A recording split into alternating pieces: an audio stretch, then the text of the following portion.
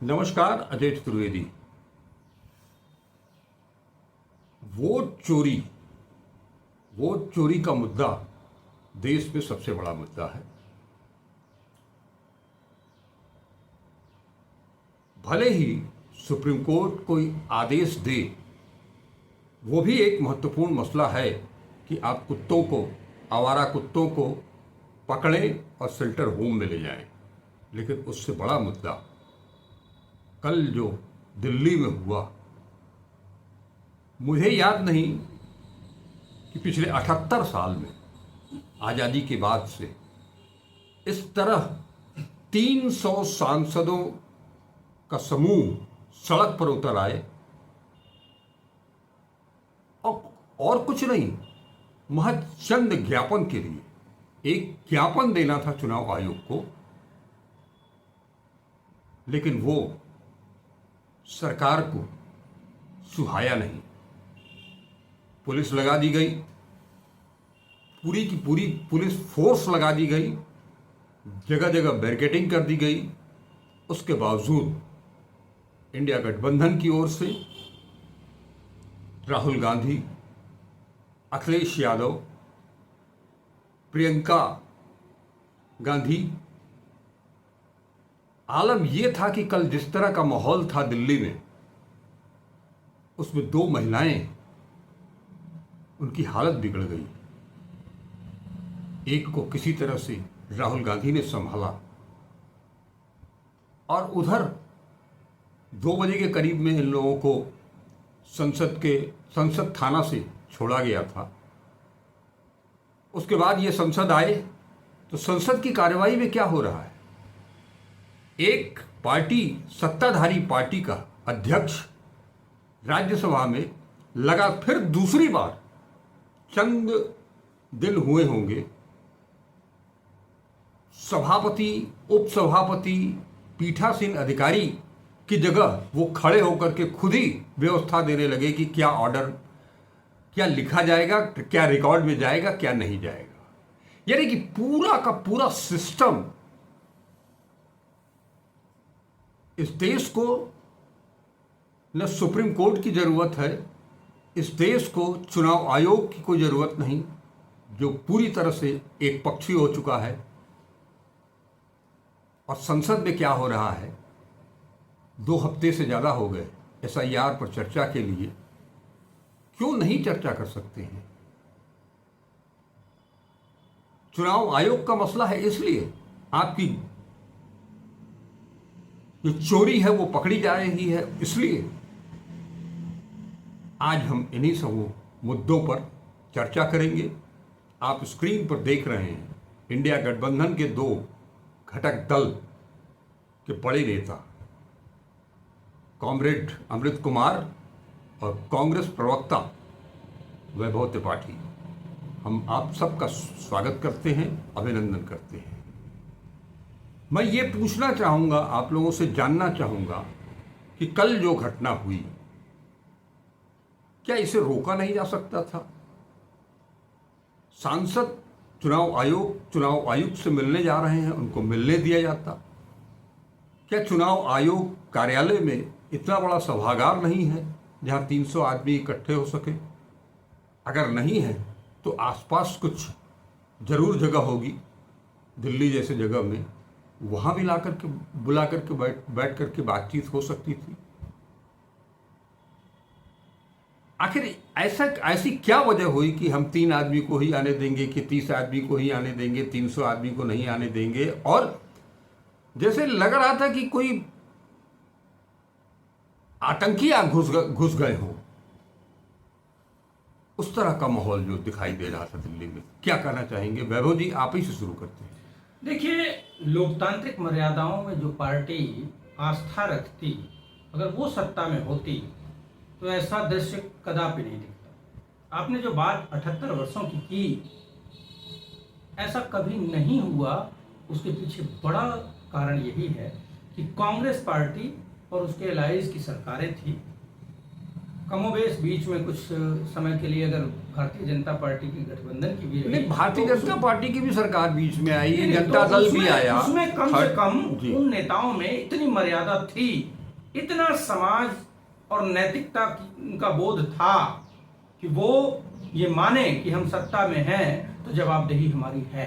लेकिन जो पिछले 11 वर्षों से सरकार देश में चल रही है वो तानाशाही के चरम पे है।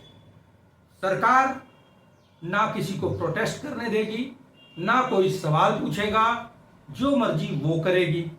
अब सवाल जब किया जाता है चुनाव आयोग से तो वाजपेयी कूदने लगते हैं।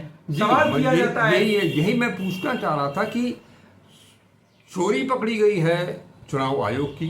चोरी न कहें, उसको गड़बड़ी भी कह सकते हैं, क्योंकि ह्यूमन एरर भी हो सकता है। नहीं, सवाल पूछा जा रहा है चुनाव आयोग से। चुनाव आयोग कोई जवाब नहीं दे रहा है। वो उसने केवल इतना कहा कि उल्टा ही घेरने की कोशिश हुई कि राहुल गांधी हलफनामा दे दें, शपथ पत्र दे दें।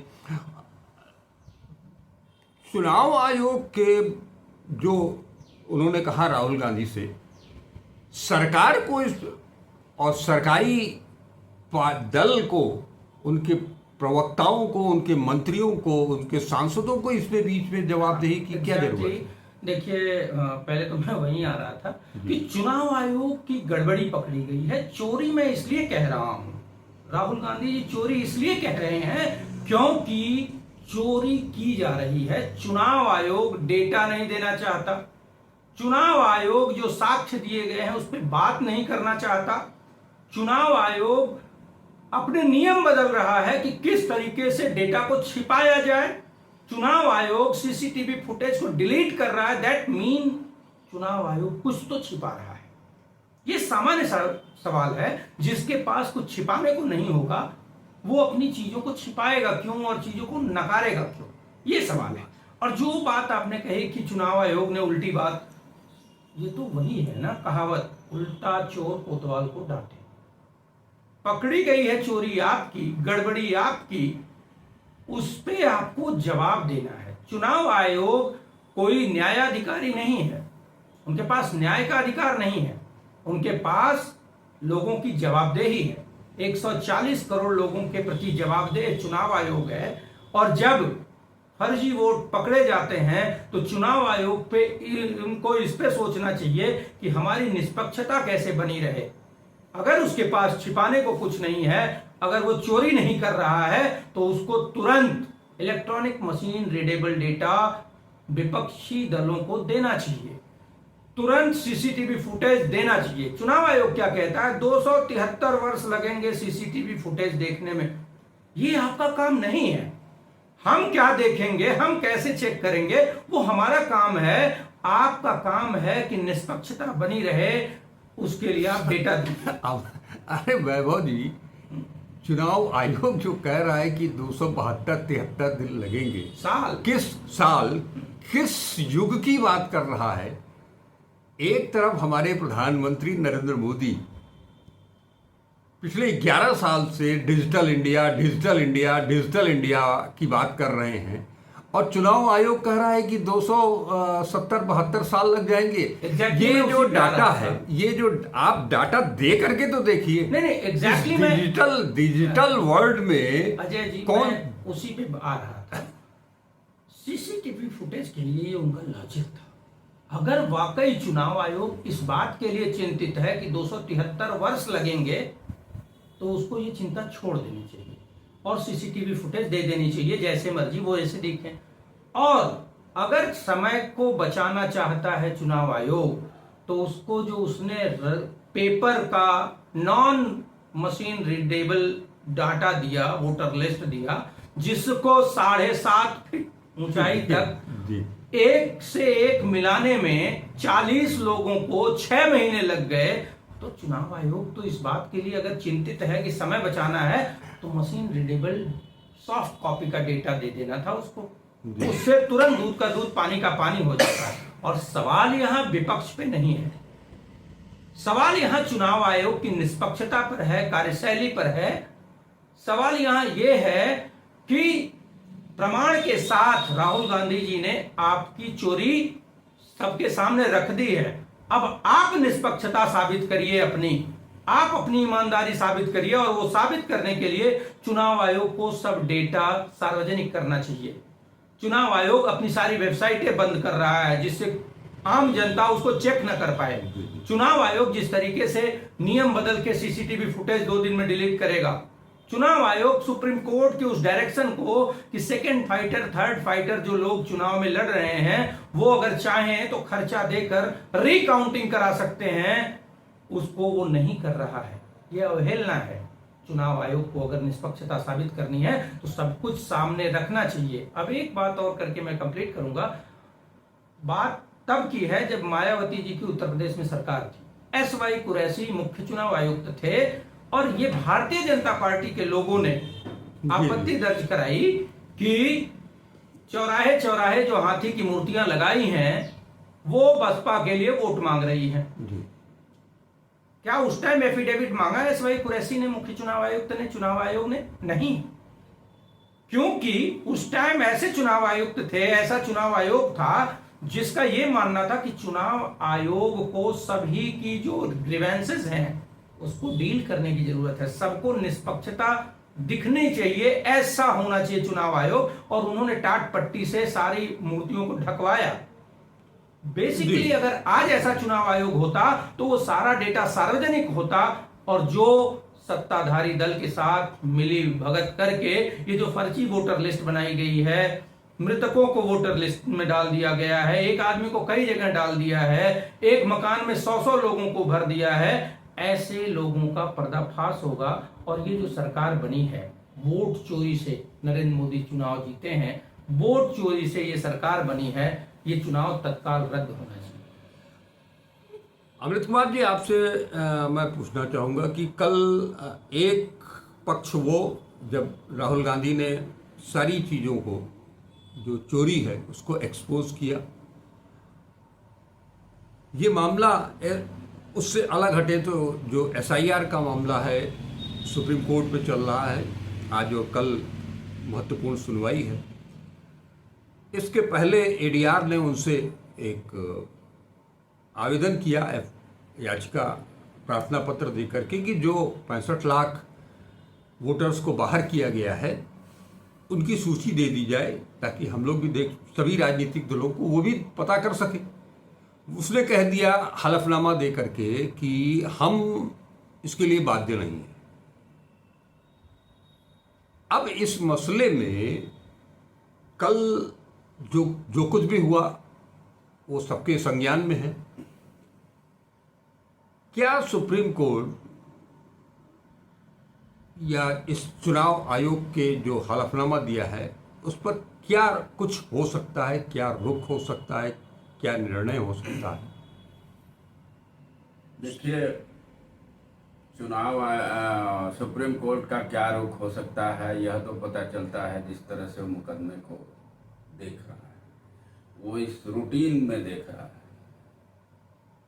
इस देश में जनतंत्र विरोधी सरकार है और जनतंत्र जब कायम रहता है तो संस्थाएं भी जवाबदेह होती हैं। तानाशाही में कोई संस्था जो है जनता के प्रति जवाबदेह नहीं रह जाती। इसी का नतीजा है कि चुनाव आयोग ने सुप्रीम कोर्ट में हलफनामा दायर करता है कि हम नहीं दे सकते। दुनिया में देखिए, वैसे ही भारत में भी देखिए कि कोई भी संस्था, मैं सुप्रीम कोर्ट पर टिप्पणी नहीं करूंगा, लेकिन कोई भी संस्था जनता के प्रति जवाबदेह रह गई है? नहीं रह गई है। ऐसे में हाँ, ये सच है कि चूंकि तात्कालिक मुद्दा बिहार का है तो बिहार में लाखों लोग खड़े मिलेंगे जो विपक्ष के नेता वहां जाएं तो, और जाने ही वाले हैं, उनका कार्यक्रम भी बन गया है। इसके साथ ही मैं और वो तो कह रहे हैं कि सुन रहे हैं हम भी कि 17 तारीख के बाद हमको जाना है। ये राहुल गांधी का स्टेटमेंट है आज का। वो उनको सूचना दी जाएगी ना। वो एलओपी हैं, सबसे बड़े देश के पार्टी के नेता हैं जो विपक्ष में पार्टी है इस समय। लेकिन ये तैयारी हो चुकी है।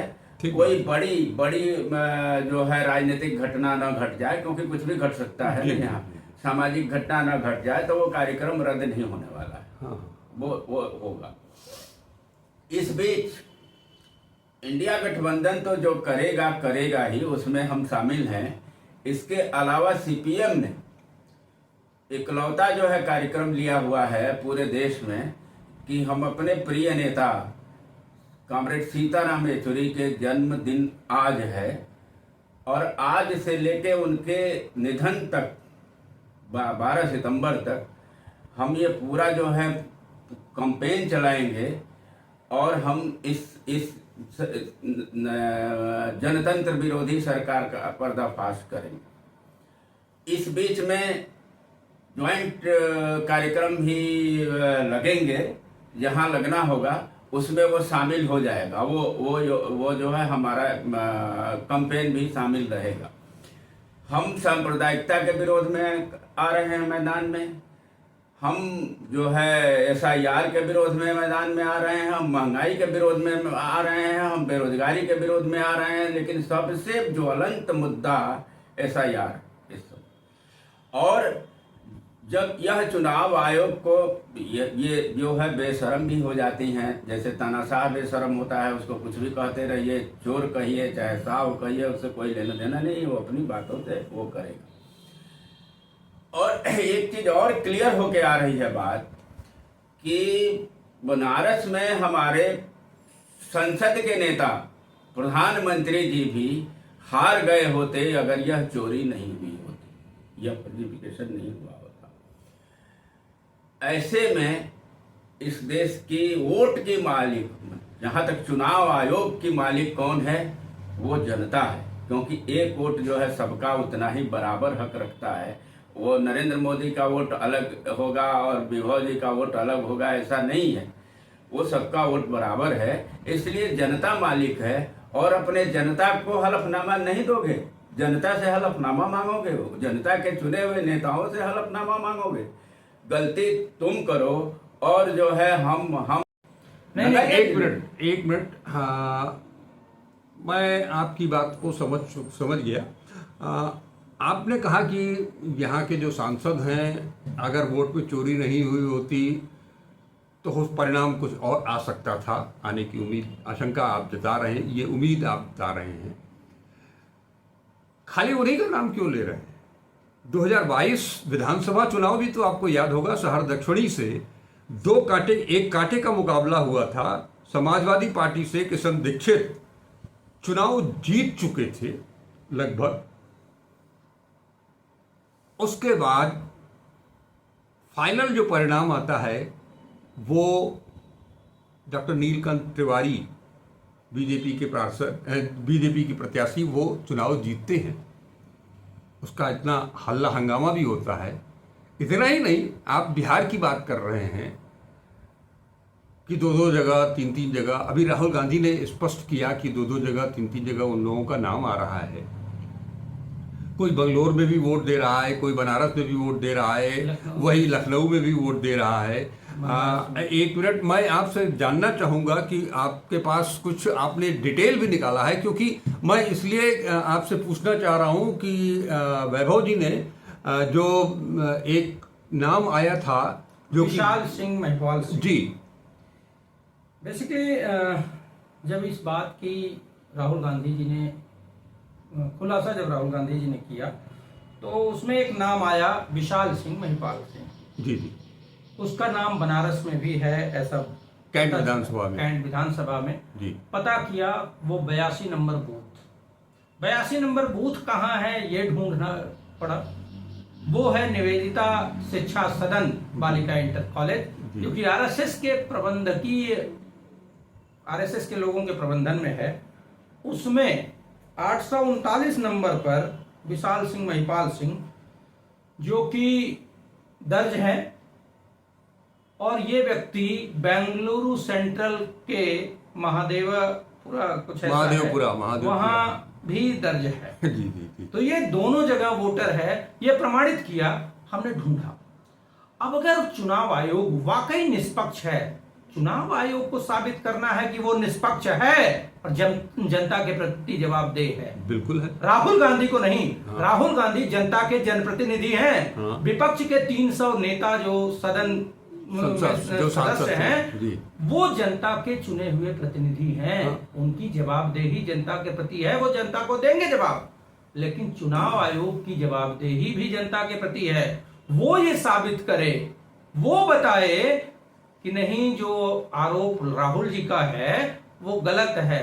उसके हाँ। साबित करने के लिए उसको डेटा पब्लिक डोमेन में डालना पड़ेगा। बिल्कुल बिल्कुल बिल्कुल। जो यहाँ उल्टा चोर कोतवाल को डांटे, ये वाली स्थिति हो गई। एक तरफ इनकी चोरी पकड़ी गई है, खुलासा हुआ है, उसका जवाब देने की बजाय। वैभव जी मैंने वो क्लियरिफिकेशन आपसे इसलिए लिया कि नेक्स्ट डे मैंने जो समाचार पत्रों को देखा, हिंदी के समाचार पत्र ही मैं मंगाता हूँ, तो उसमें बाकायदे उत्तर प्रदेश चुनाव आयोग बनारस चुनाव कार्यालय की तरफ से, उत्तर प्रदेश से ही, लखनऊ से ही वो खबर थी कि वाराणसी में इस तरह का कोई डुप्लीकेसी नहीं है। इसीलिए मैंने वो कंफर्म आपसे कराने की कोशिश की। निवेदिता शिक्षा सदन बालिका इंटर कॉलेज में 839 नंबर पे विशाल सिंह पुत्र महिपाल सिंह दर्ज है जी।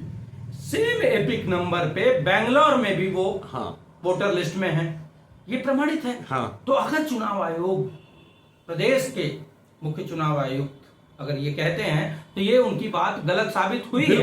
इसके लिए उनको आके पब्लिक से माफी मांग लेनी चाहिए। और अगर वाकई इनके पास सच में ज्ञान है, ये बोध है कि ये पब्लिक के प्रति जवाबदेह हैं, तो इनको डेटा को पब्लिक डोमेन में डालना चाहिए जी। अगर पब्लिक डोमेन में डेटा आएगा तो जो राहुल गांधी जी ने आरोप लगाया है वो सही है, या जो चुनाव आयुक्त कह रहे हैं वो सही है, दूध दूध पानी का पानी हो जाएगा। और जो जनता में भ्रम की स्थिति है वो भी क्लियर हो जाएगी। और डेटा दे देने के बाद चुनाव आयोग के प्रति पब्लिक में, जन समुदाय में जो क्लियर पिक्चर जाएगी, वही लोकतंत्र की बुनियाद है। निष्पक्ष चुनाव आयोग। जी। पांडे जी, आपने एक कार्यक्रम के बारे में बताया CPIM का कि लेट सीताराम येचुरी जी की जो पहली वर्षगांठ होगी उससे एक महीना पहले तक जन्म जयंती से प्रथम पुण्यतिथि तक, जन्म जयंती नहीं है। हाँ, तो मतलब उनकी जो पहली पुण्यतिथि है उससे एक महीना पहले से, जो कि संयोग से उनकी जयंती है, एक कार्यक्रम आप लोग उत्तर प्रदेश में ही चलाएंगे या पूरे देश में? ये पूरे देश में है जी। लेकिन उत्तर प्रदेश CPIM का कार्यक्रम लॉन्च हो गया है जी। हाँ, मैं इस संदर्भ में पूछना अपनी जानकारी के लिए और अपने दर्शकों की जानकारी के लिए चाह रहा था कि एक प्रोग्राम बिहार में 18 तारीख से CPIML वो लॉन्च करने जा रहा है। मैंने एक तरफ से समानांतर वो यात्रा होगी, उनकी यात्रा है, वो निकालेंगे यात्रा। एक तरफ इंडिया गठबंधन की यात्रा निकलेगी, जिसको जैसा आपने बताया कि राहुल गांधी और तेजस्वी यादव उसके चेहरा होंगे, और तमाम सब राहुल गांधी होंगे, तेजस्वी यादव होंगे, दीपांकर भट्टाचार्य होंगे, और जितने भी इंडिया गठबंधन के घटक दल हैं वो सभी सासाराम से निकलेंगे। और उनका करीब शायद 10 दिन या 15 दिन का प्रोग्राम है। तो उसके पैरेलल ही 17 से ये कार्यक्रम शुरू हो रहा है, 18 से वो कार्यक्रम शुरू हो रहा है। तो उस कार्यक्रम के बारे में कुछ हमारे दर्शकों को बता पाएंगे? देखिए, कुछ इलाके हैं जी, जैसे सीमांचल के, हाँ, और यह इंडिया गठबंधन के यात्रा से वो अछूती रहने वाली है। अच्छा, अछूती रहने वाली है। हाँ हाँ। तो ऐसे में जो हमारे बचे हुए घटक दल हैं जी जी, वो वहाँ लीड करते हैं, जो है CPIML लीड करती है जी। RJD के लोग भी हो सकते हैं लोकल स्तर पर, ये तमाम लोग रहेंगे। यानी जो 17 से शुरू होगा, हाँ, जैसा कि 12 से उत्तर प्रदेश में शुरू हो गया, 12 अगस्त से ही, तो जो 17 से शुरू होगा वो पूरा पखवाड़ा एक पखवाड़े का ही है। जी। ये हमारा पूरे महीने का है, क्योंकि उत्तर प्रदेश में तो काफी मौका है। हाँ तो इसलिए जो है यहाँ हम कोई पद यात्रा नहीं निकालने जा रहे हैं। हम तमाम इशू पर रैलियां करेंगे। जो सांप्रदायिकता है, जो तंत्र विरोधी सरकार है, इसके विरुद्ध। हाँ, एक बात और हम जोड़ना चाहेंगे जी कि हमें तो अब ये जाना ही नहीं है इसमें कि चुनाव आयोग बेईमानी कर रहा है या शैतानी कर रहा है। कारपोरेट परस्त या फासिस्ट सरकार का मुखौटा जो है वो सदन का नेता है, इसलिए मैं नाम लिया। नहीं तो प्रोफेसर विनोद दुबे, अभय शंकर दुबे ने तो 78 सीटों का दावा किया है जी कि 78 सीटों पर जो है ये विपक्ष लीड कर रहा था, जी जी है ना। जी जी। तो ये तो सामने पिक्चर आएगी, लेकिन पिक्चर को आने नहीं देंगे ये। हाँ। हर हाल में नहीं आने देंगे। आप इनको कितनों गाली देते रहिए, तानाशाह जो होता है बेशर्म होता है, उसको शर्म हया होती नहीं है। मैं इसी में एक चीज ऐड करता हूँ कि एडीआर जो लोकतंत्र के लिए काम करती है संस्था, एडीआर ने अपनी एक रिपोर्ट दी थी और चुनाव आयोग को भी दी थी। उसने कहा कि जितना पोल वोट है एक्चुअली उससे ज्यादा वोट गिने गए हैं। ये कैसे संभव है? ये बड़ा गंभीर सवाल है, लेकिन चुनाव आयोग भी इसके जवाब नहीं दे रहा है। दुबे जी, त्रिपाठी जी, यह जो है बात बार बार हो रही है, मीडिया में भी हो रही है, राजनीतिक दल भी कर रहे हैं। इन बातों का कोई मतलब नहीं है। हम कितना जल्दी अब जनता के बीच जाते हैं जो इस देश के मालिक है, और कैसे उनको, अगर हमें समझाने ना आ रहा हो उनको, तो हमें आपस में ये समझने की जरूरत है कि कैसे हम उन्हें समझाएं, ताकि जो है वो बात जो है कनेक्ट करें उनको। और वो जो जनता, जो गुमराह जनता, जो अराजकता की ओर बढ़ने वाली है, बिहार में खासकर वो आंदोलन अराजक हो सकता है अगर जो है संगठित तरीके से जो है पूरा विपक्षी दल नेतृत्व करने के लिए नई मैदान में उतरते हैं। ये बहुत महत्वपूर्ण मुद्दा है जो होने जा रहा है। नहीं, ये स्वाभाविक चीज है कि फरवरी से लेकर के जुलाई तक के बीच में, फरवरी, मार्च, अप्रैल, मई, जून, जुलाई, 6 महीने के भीतर ऐसी कौन सी महामारी आ गई बिहार में जिसमें 22 लाख लोग मर गए। ये इंडिया गवर्नमेंट का एक रिकॉर्ड है कि कोविड के जमाने में 18,000 लोग केवल मरे थे। 18,000 बिहार में, टोटल बिहार में 18,000 लोग मरे कोविड में। देखिए, एक मिनट। और 2025 में 6 महीने के भीतर 22 लाख लोग मर गए। एक चीज। दूसरा, 35 लाख लोग ऐसे हैं जो चुनाव आयोग को कहीं मिले नहीं। वो मिलेंगे कहां से? हम 35 के 35 लाख लोगों की बात नहीं करते हैं। ये अच्छी तरह से पूरे देश को मालूम है कि जितना माइग्रेशन बिहार में है उतना देश के किसी हिस्से में नहीं है। जितनी गरीबी, जितनी अशिक्षा, जितनी भूखमरी बिहार में है उतना और कहीं नहीं है।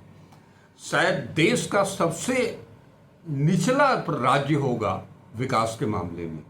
आप सड़कें बनवा दीजिए, पुल बनवा दीजिए, वो अलग चीज है, लेकिन खाने कमाने के लिए न किसी को पढ़ने के लिए सुविधा है, न किसी को कमाने के लिए कोई सुविधा है। तो वो जाकर के हरियाणा में काम कर रहा है, पंजाब में काम कर रहा है, बंगलोर में काम कर रहा है, चेन्नई में काम कर रहा है। एक चीज बताइए, आप ही किसी मजदूर को अपने यहाँ 2 महीने के लिए रखे हैं, कोई भी काम आप करवा रहे हैं, चाहे खेती का काम करवा रहे हैं या बिल्डिंग में का काम करवा रहे हैं, कंस्ट्रक्शन का काम करवा रहे हैं, या कोई भी एबीसीडी, बीच में वो छोड़ करके जाना चाहेगा कि हमको जाना है, हमको अपना वोटर आईडी, वो मतदाता सूची में अपना नाम जुड़वाना है, आप जाने देंगे क्या? मैं इस बात आप छोड़ेंगे? आगे बढ़ाता हूँ, और जाने देंगे या नहीं जाने देंगे नहीं, वो एक अलग चीज है। तो हम ये असल में हम बताना ये चाह रहे थे कि 22 लाख तो उधर मर गए, 35 लाख लोग ऐसे हैं। आपने मैं आज कहीं सुन रहा था और मैं खुद भी ये चुनाव आयोग से, भारत सरकार से और आप सारे लोगों से ये अपील करना चाहूँगा कि जो जैसे 35 लाख लोग हैं, उससे ज़्यादा भी हो सकते हैं, उससे कम भी हो सकते हैं, जो बाहर काम करने के लिए गया है, 2003 की मतदाता सूची में उसका नाम है, पिछले लोकसभा चुनाव में उसने मतदान किया है, पिछले विधानसभा चुनाव में भी उसने मतदान किया है, ऐसे लोग जो हैं उनको पोस्टल वोटर क्यों नहीं बनाया जाता है? उनको ये अधिकार क्यों नहीं दिया जाता है जैसे कि सरकारी अधिकारियों को या सेना के जवानों को दिया जाता है? वो वहाँ काम कर रहे हैं, उनको पोस्टल अपना वोट देने का अधिकार दिया जाए। यह प्रस्ताव जी, कोई भी जनतांत्रिक सरकार रहेगी तो यह प्रस्ताव चुनाव आयोग को भेजेगी कि हमें यह करना है, जी, है ना? हाँ, चुनाव आयोग चूंकि तानाशाही सरकार है तो जितने उसके इशारे होंगे उसी के इशारे पर चलेगा। इसी वजह से आज हम बीच में बात आई, वो हो गया कि आपको मालूम होगा कि सीताराम येचुरी जो है विपक्षी गठबंधन के नायकों में हाँ। उनकी गिनती रही। पार्टी के अंदर जो लोकप्रियता थी ही, बाहर भी, यानी एक लोकप्रिय नेता, बिल्कुल, और उनकी प्रथम वर्षगांठ है। तो हमने लंबा टास्क लिया है कि हम पूरे महीने, हफ्ता नहीं, पखवाड़ा नहीं, पूरे महीने जो है हम इस कार्यक्रम को ले चलाएंगे, क्योंकि यह एक दिन का मामला नहीं है। जी, जी। आने वाले समय में उत्तर प्रदेश में भी होगा इंडिया गठबंधन का, ये भी तो हो उसका सकता भी है, हिस्सा बनेंगे। ये भी हो सकता है कि आप एक महीना के लिए आप कार्यक्रम आपने सेट किया है अभी, और आने एक महीना जब पूरा हो तो वहां से इसको और एक्सटेंड कर दिया जाए। ये भी हो सकता है। सवाल था, मैं उस पे आता हूँ। जी। एक तो 22 लाख लोग 6 महीने में अगर मरते हैं तो बिहार की पॉपुलेशन 6 महीने से डिवाइड कर लीजिए और गांवों की संख्या से डिवाइड कर लीजिए, मीन्स हर गांव में 100, 150, 200 जी, लोग जी, मरे। जी, जी, तो जी। ये बड़ा आश्चर्यजनक आंकड़ा है कि 18,000 लोग कोविड कोविड में। जैसी महामारी में मरे, और 22 बिहार सरकार का आंकड़ा है जी। और 22 लाख लोग 6 महीने में बिना महामारी के मर गए। ये बड़ा गंभीर सवाल वही है। मैं जानना दूसरी बात, जी, एक बात और आपने जो कही कि आपके वहां कोई काम कर रहा है, तो देखिए ऐसा नहीं है। कोई साल भर का काम करने अगर निकला है पूरे साल के लिए, वो भी वोट देने जरूर जाता है। नहीं, लेकिन नाम मैं कंप्लीट नहीं, हम इसलिए कह रहा हूं कि वोट देने जाना और वोटर लिस्ट में नाम डलवाने के लिए जाना, दोनों में अंतर है। मैं उसी पे आ रहा हूँ। तो वोट देने के लिए वो प्लान करता है, तो वो जाता है और छुट्टी दे देता है जो भी ओनर है जिसके अंदर, सुनिए, और मतदाता सूची में नाम डलवाने को ना वो मालिक महत्वपूर्ण मानता है ना ही वो लेबर। इसका एक उदाहरण मैं देता हूं। जिस दौरान ये एसआईआर शुरू हुआ उससे 15 दिन पहले से बिहार के विभिन्न क्षेत्रों के जो धान रोपाई करने वाले कृषि मजदूर हैं, वो उसके 15 दिन से पहले से हमारे गांव में आए हुए थे, काम कर रहे थे, और लगभग उसके 10 दिन, जिस दिन एसआईआर खत्म हुआ उसके 10 दिन बाद तक वो काम कर रहे थे। तो वो 1.5-2 महीने तो यहीं थे ही, जो कि बिहार के मजदूर पंजाब, असम, यूपी इन जगह धान की रोपाई करने जाते हैं। तो मेरे सामने अगर 1-1.5 महीने वो मजदूर रहा है तो वो तो जा ही नहीं पाया। तो टाइम ही और निकल वो गया, आप ही बता रहे रोजी हैं। वो रोजी रोटी हम जाने दे ना दे उसमें हमारा बिल्कुल, नहीं बिल्कुल, था। बिल्कुल। वो अपनी रोजी रोटी के लिए उसको छोड़ के वो नहीं जा सकता था, क्योंकि साल में एक बार धान की रोपाई होती है। अगर उस टाइम एक हफ्ते के लिए चले जाएगा तो वो सीजन बीत जाएगा तो उसके बच्चे भूखों मर जाएंगे। बिल्कुल, बिल्कुल। सरकार को ये सोचना दोनों था, चीजें, चुनाव आयोग दोनों एसी कमरों में बैठ के जो SIR वो का एक प्लान अलग, बनाए, वो एसी में बैठे या खुले मैदान में बैठे, उससे हमसे कोई लेना देना नहीं है। आप पेड़ के नीचे बैठ करके काम कीजिए, चाहे वातानुकूलित घरों में, एक मिनट सुन लीजिए, आप पेड़ के नीचे बैठ करके अपना काम कीजिए, चाहे आप वातानुकूलित कमरे में बैठ करके काम कीजिए। जो संविधान कहता है, जो लोकतंत्र की को बचाने की पूरी जिम्मेदारी आपकी इस संस्था के ऊपर दी गई है। ये संस्था संवैधानिक रूप से इसीलिए बनाई गई है कि लोकतंत्र को कायम रखें, सही चुनाव हो। लेकिन पिछले 11 सालों में यही देखने को मिला है, चुनाव होगा तो आप वहां लेवल प्लेइंग फील्ड नहीं देंगे, लेवल प्लेइंग फ्री फील्ड नहीं देंगे। आप सत्ता पक्ष से शीर्ष व्यक्तित्व कुछ भी कहता रहे, आपके घर से भाई छीन ले जाएगा, आपकी मंगलसूत्र छीन ले जाएगा, कुछ भी कहते रहे वो, अगर उसकी शिकायत की जाएगी तो प्रधानमंत्री या नरेंद्र मोदी के नाम से कोई 30 सेकंड मुझे कोई नहीं दिया जाता है। और कंपन बराबरी करने के लिए आप उधर जेपी नड्डा को पत्र भेजते हैं और इधर राहुल गांधी को आधार बना करके आप मल्लिकार्जुन खड़गे को धार्मिक भाषणों के लिए कई बार ट्रैक हुए, कई बार शिकायतें हुई, लेकिन चुनाव आयोग ने प्रधानमंत्री को कोई नोटिस नहीं दी।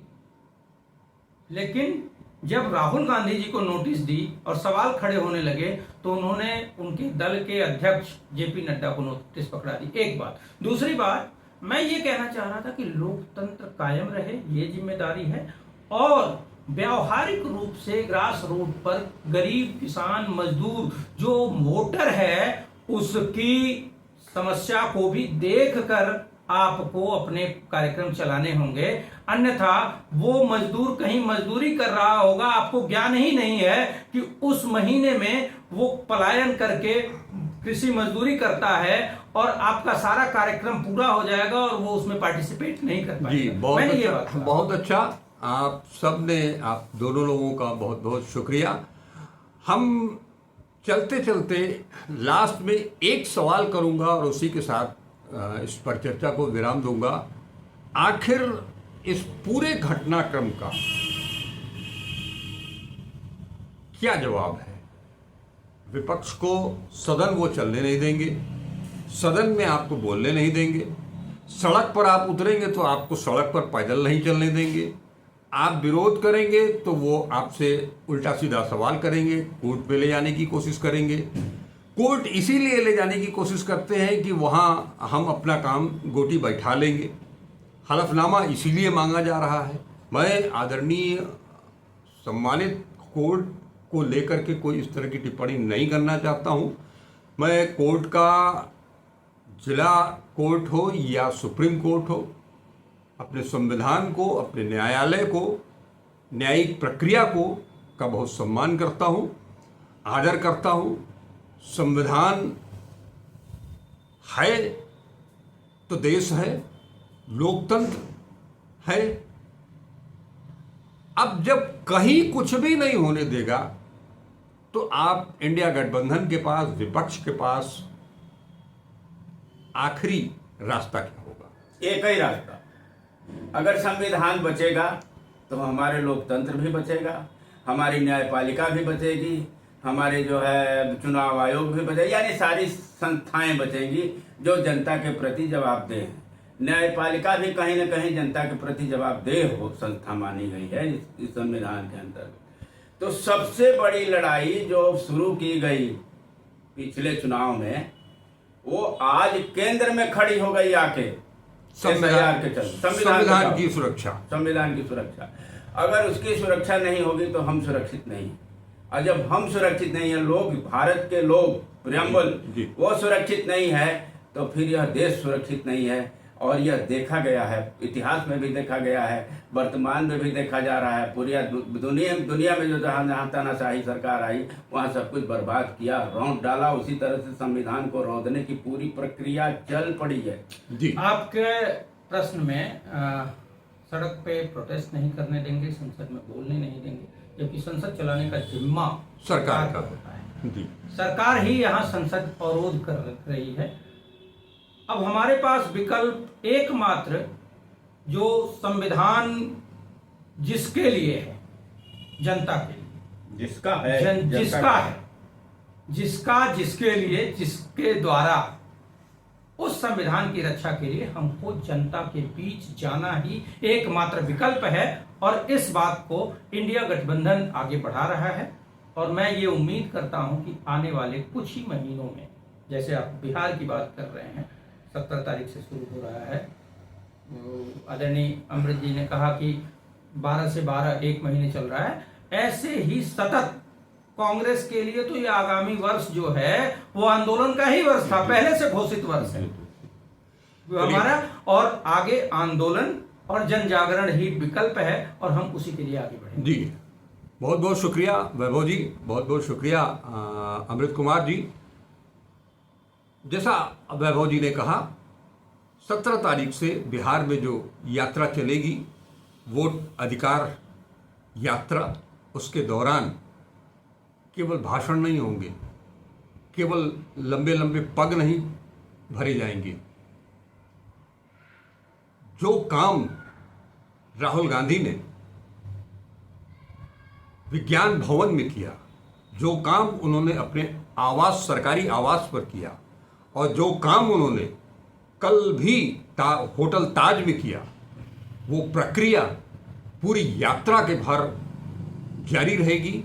हर मंच से इस बात को, चोरी को सामने लाने की कोशिश की जाएगी और जनता को जागरूक किया जाएगा। ये इशारा वही है कि पूरा विपक्ष जनता की अदालत में होगा। नमस्कार, आप सबसे एक अनुरोध है, ये वीडियो थोड़ा लंबा हो गया है, वीडियो को पूरा देखेंगे, उसे शेयर करेंगे, अपने विचारों से हमको अवगत जरूर कराएंगे, और चैनल को अगर अब तक सब्सक्राइब नहीं किया है तो इसे सब्सक्राइब जरूर करेंगे। नमस्कार, अजय चतुर्वेदी।